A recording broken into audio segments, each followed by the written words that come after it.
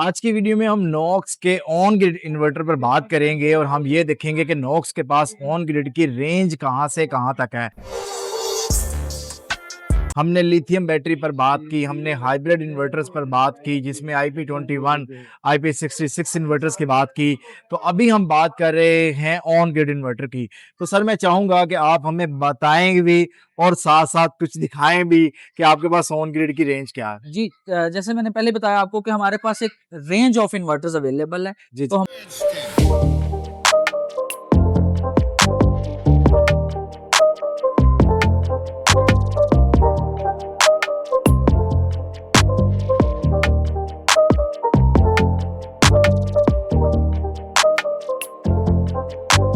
हमारा on grid inverter 3 phase वो 5 kilowatt से स्टार्ट हो रहा है। ओके। ठीक है, अगर कोई बंदा हाउस होल्ड कोई जो है यूजर वो चाहता है कि मैं अपने घर में एक ऑन ग्रिड इन्वर्टर इंस्टॉल करूं, ठीक है, तो वो एज लो एज 5 किलोवाट के इन्वर्टर से स्टार्ट कर सकता है। और ठीक है। अगर मैं इनकी रेंज की बात करूं 5, 6, 8, 10, 12, 13, 15, 20, 25, 30, 40, 60 एंड 125, ये ओके। कंप्लीट रेंज हमारे पास इन्वर्टर्स की तो अवेलेबल है ऑन यहाँ ग्रिड पे सीरीज कोई में। 125 का वाला भी अवेलेबल है, तो जी मैं बिल्कुल। चाहूंगा उसकी हम क्वालिटी और जी, उसको देखना जी चाहेंगे बिल्कुल, बिल्कुल आपको ताकि ज़रूर ये है कि दिखाएँगे। उसे पता जैसे लगे कि 5 ये टू 25 किलोवाट तक ये आपको इन्वर्टर्स मिल रहे हैं एंड ठीक है। 30 से 60 आपके पास ये इन्वर्टर हैं। मूविंग अच्छा फॉरवर्ड अच्छा। आप अगर मेरे साथ आएँ तो ठीक मैं है। आपको दिखाऊँ।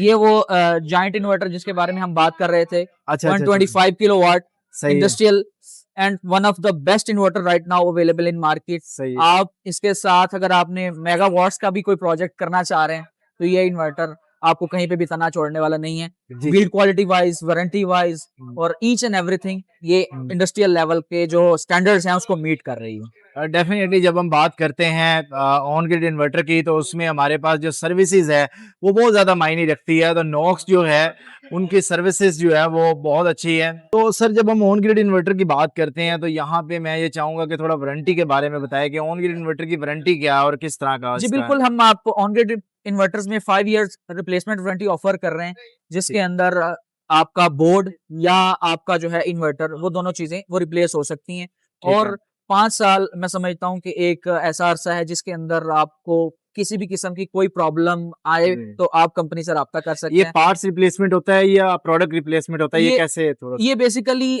डिपेंड कर रहा होता है कंडीशन पे, अच्छा ठीक है, ठीक है। और पार्ट्स भी रिप्लेस हो सकते हैं और ये यूनिट भी रिप्लेस हो सकते हैं। डेफिनेटली अगर किसी की MC4 का मसला है तो उसके ऑब्वियसली बदले तो ऑब्वियसली वो बिल्कुल, अगर ये तो नहीं माइनर सा होगा इश्यू कि है तो जी वो जी। बिल्कुल आपका वो पार्ट चेंज हो जाएगा। अदरवाइज अगर कोई सीरियस इश्यू है या कोई ऐसा इश्यू है जो इन्वर्टर हम समझते हैं या चाइनीज समझते हैं, चाइनीज अपनी प्रोडक्ट को लेकर बहुत सीरियस हैं।